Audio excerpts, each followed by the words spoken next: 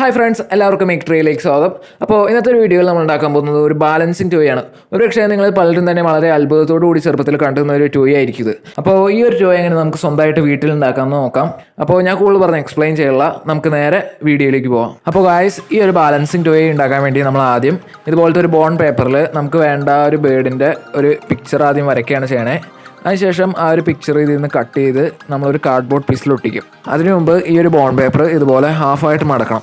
ഇതെന്തിനാണെന്ന് വെച്ചാൽ നമ്മൾ ആദ്യം ഈ ഒരു പിക്ചറിൻ്റെ പകുതി മാത്രമേ ഈ ഒരു ഹാഫ് സൈഡിൽ വരയ്ക്കണുള്ളൂ. എന്നിട്ട് നമ്മളിപ്പോൾ വരച്ചത് മറ്റേ ഹാഫ് സൈഡിൽ ട്രേസ് എടുക്കുകയാണ് ചെയ്യണേ. ഇനി ഈ ഒരു പേപ്പറിൻ്റെ ഏറ്റവും താഴെയായിട്ട് ഇതുപോലെ ഒരു 2 സെൻറ്റിമീറ്റർ നീട്ടത്തിൽ ഒരു ലൈൻ വരയ്ക്കുക. എന്നിട്ട് ആ ഒരു ലൈനിൽ നിന്ന് ഒരു 6.5 സെൻറ്റിമീറ്റർ മേളിലോട്ട് മാറി ഒരു പോയിന്റ് മാർക്ക് ചെയ്യുക. ഇനി താഴത്തെ ആ ഒരു ലൈനിൽ നിന്ന് ഒരു 2.5 സെൻറ്റിമീറ്റർ മേളിലോട്ട് മറ്റൊരു പോയിന്റ് മാർക്ക് ചെയ്യുക. എന്നിട്ട് അവിടെ നിന്ന് പിന്നെ ഒരു 3 സെൻറ്റിമീറ്റർ മേളിലോട്ട് മാറി മറ്റൊരു പോയിന്റ് കൂടി മാർക്ക് ചെയ്യുക. അടുത്തതായിട്ട് ഈ ഒരു പക്ഷിയുടെ ചിറക് വരയ്ക്കുകയാണ്. അപ്പോൾ അതിനായിട്ട് നമ്മൾ ആദ്യം ഈ ഒരു പോയിന്റിൽ നിന്ന് ഒരു 50 ഡിഗ്രി ആംഗിളിൽ ഒരു ലൈൻ വരയ്ക്കണം. അപ്പോൾ നമുക്ക് ആദ്യം ആംഗിൾ മാർക്ക് ചെയ്യാം.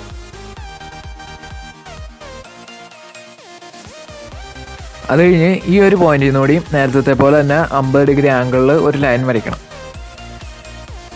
അപ്പോൾ ആംഗിൾ മാർക്ക് ചെയ്ത ശേഷം നമുക്കിനി ലൈൻസ് വരയ്ക്കാം. അപ്പോൾ ആദ്യം ഈ ഒരു ലൈൻ വരയ്ക്കുമ്പോൾ 9.5 സെൻറ്റിമീറ്റർ നീട്ടത്തിൽ വേണം വരയ്ക്കാൻ. ഇനി രണ്ടാമത്തെ ലൈൻ വരയ്ക്കുമ്പോൾ 9.5 സെൻറ്റിമീറ്റർ അത്ര നീട്ടം വേണ്ടി വരില്ല. ഏകദേശം ഈ ഒരു നീട്ടത്തിൽ വരച്ചാൽ മതി. എന്നിട്ട് ഈ 2 ലൈൻസും ഇതുപോലെ ഒന്ന് യോജിപ്പിച്ച് കൊടുക്കുക.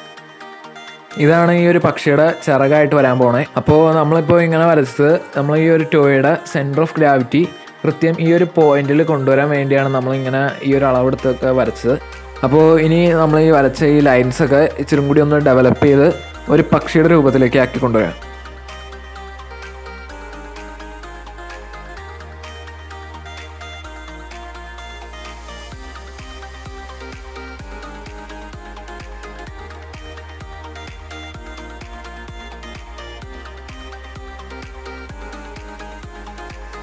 അങ്ങനെ നമ്മുടെ പിക്ചറിൻ്റെ ഒരു ഹാഫ് അങ്ങനെ റെഡി ആയിട്ടുണ്ട്.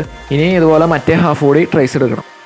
ഞാൻ നേരത്തെ വരച്ചപ്പോൾ നല്ലോണം പതിച്ചു വരച്ചുകൊണ്ട് ഇപ്പോൾ ഈ ഒരു സൈഡിൽ ശരിക്കും ട്രേസ് ഇട്ടിട്ടുണ്ട്. നമുക്കപ്പോൾ ആ ട്രേസിൽ കൂടി വരച്ചുകൊണ്ട് ഈ പിക്ചർ കംപ്ലീറ്റ് ചെയ്യാം.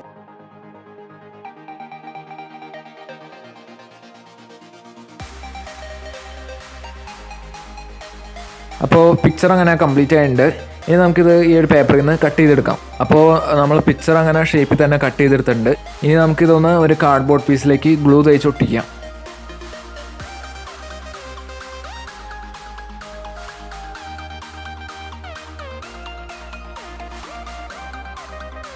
ഇനി നമുക്ക് ഒരു ബ്ലേഡ് ഉപയോഗിച്ച് ഈ ഒരു കാർഡ്ബോർഡ് പീസിൽ നിന്ന് ഈ ഒരു ഷേപ്പ് കൃത്യമായിട്ട് തന്നെ കട്ട് ചെയ്തെടുക്കാം.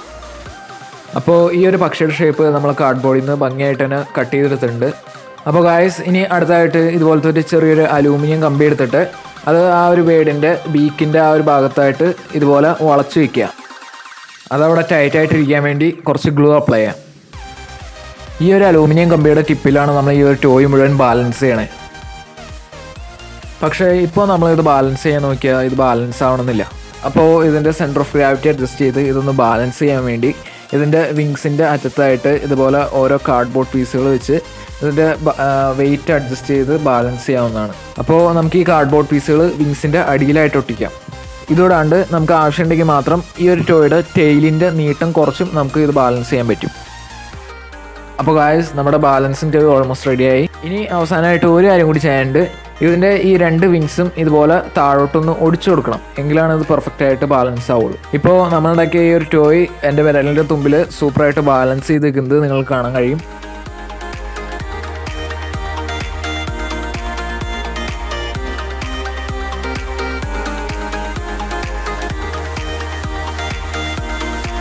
അപ്പോൾ ഈ ഒരു വീഡിയോ നിങ്ങൾക്ക് എല്ലാവർക്കും ഇഷ്ടപ്പെട്ടെന്ന് വിചാരിക്കുന്നു. ഇഷ്ടപ്പെട്ട് കഴിഞ്ഞാൽ ലൈക്ക് ചെയ്യുക, ഷെയർ ചെയ്യുക, കമൻറ്റ് ചെയ്യുക, സബ്സ്ക്രൈബ് ചെയ്യുക. അപ്പോൾ ഇതിൽ നിന്നെല്ലാം കണ്ടതായിട്ട് അടുത്ത വീഡിയോ കാണുന്നവരെ ബൈ ബൈ.